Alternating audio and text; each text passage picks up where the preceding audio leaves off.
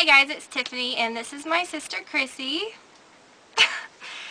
And today I'm going to do a wedding demonstration, kind of like how I would do wedding makeup on someone else.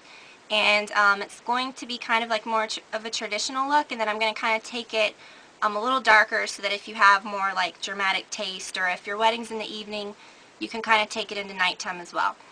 And I'm going to kind of give you some tips on how to make your makeup last all day. I know I did that video before on wedding makeup, but this one's going to be more in depth. I think it'll be a little more helpful because you'll be able to see me doing it on someone else, and I'll be able to give you more tips as well. So keep watching and I'll show you how to do it. Alright, so to start I'm going to use a primer, and I'm going to use the MAC Prep and Prime Skin Base. And the reason I'm not using the SPF 51, you can use it with a brush or whatever if you're working on someone, but I'm just going to use my hands. Now for a wedding and stuff, you may not want to use something that has a lot of SPF just because of flash photography and stuff. It'll kind of create like a halo look, and it'll kind of make you look a little white. So that's why I'm using this one instead of the SPF 50.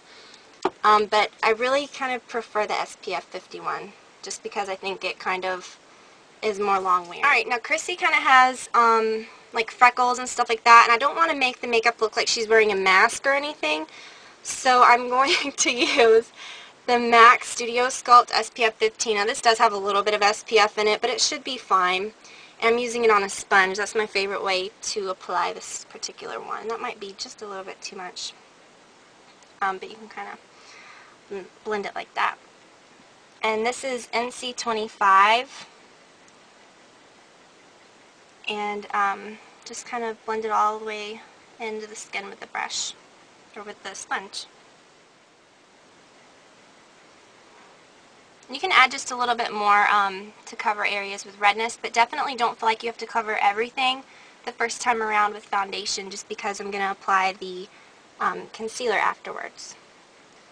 But I like this makeup because it really gives a natural finish, which is great for brides and stuff. But when I say natural finish, it doesn't make you look shiny either, so it's good stuff. Okay, now Chrissy's skin's pretty good, so she doesn't need much concealer at all. But I'm going to use the Studio Finish Concealer. And if you're going to work on someone else and you're going to use something in a pot like this, it's best to use something obviously not in a pot, but just get as much as you can on the brush so you don't have to keep re-dipping it. And, okay, I got you. Just cover areas of redness and stuff like that.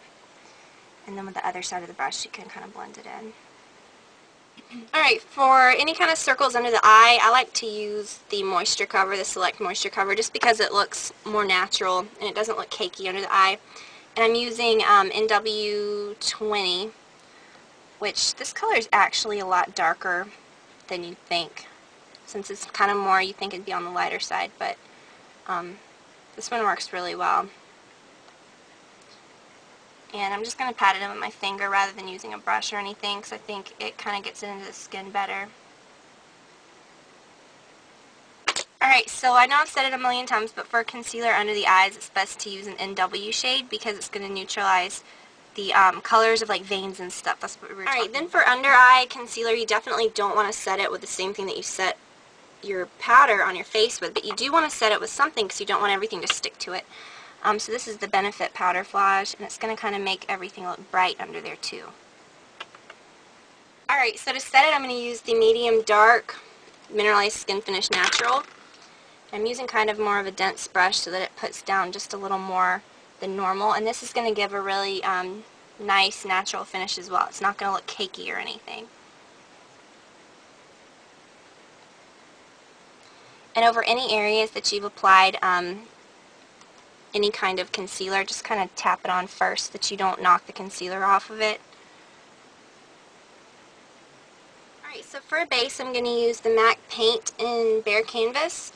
This works pretty well for a variety of skin tones if you're kind of on the lighter side.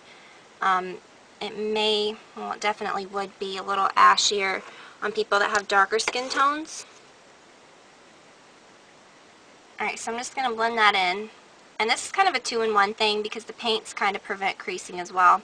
I wouldn't really recommend doing a paint pot or anything like that because that might be a little too greasy, even if you do something under it, especially if you really, really want it to last all day. So that kind of brightens it up and it looks like it's evened out her eyelid too. Okay, so Chrissy has a little bit of a smaller eyelid space than me, so this is going to kind of be good. Alright, so the first color that I'm going to use on her eye is going to come from this NARS Holiday palette. I think that's what it's called. And it's this color right here. It's the one on the bottom. It's the pink color.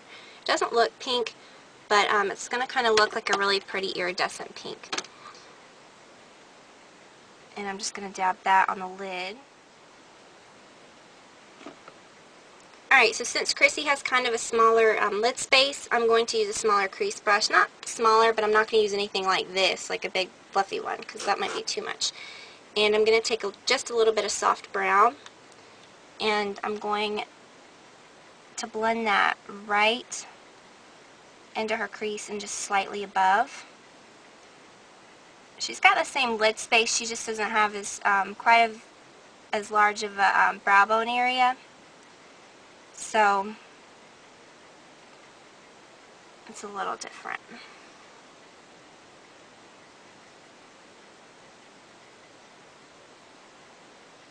When I'm applying this soft brown, it's okay to go up kind of far, you know, because I'm going to touch her eyebrow with it, but that's okay because when we apply the brow highlight, it's going to fix it. But it needs to go up a little bit higher, like a little closer to the eyebrow than I normally would put it closer to my eyebrow, because it's got to show up. Alright, then I'm going to take this NARS Cordura Duo, and I'm going to take this lighter shade, and I'm going to use the 226 brush by MAC. And I'm just going to apply it to the outer corner, kind of going into the crease, into the outer half. It's not going to put down a whole lot of color, but it's just going to kind of create like a shadow. So funny, I'm like trying to work backwards like in the mirror because I can see it better. Well, if you want, I can just stay this way, but that might be hard too. Yeah, it's fine. Just helps me even it out. Alright, then I'm going to add this darker color, because so far we've just put down kind of lighter colors. I'm going to use this Bobbi Brown eye smudge brush, so it's kind of like the brush is getting smaller and smaller as the color gets darker.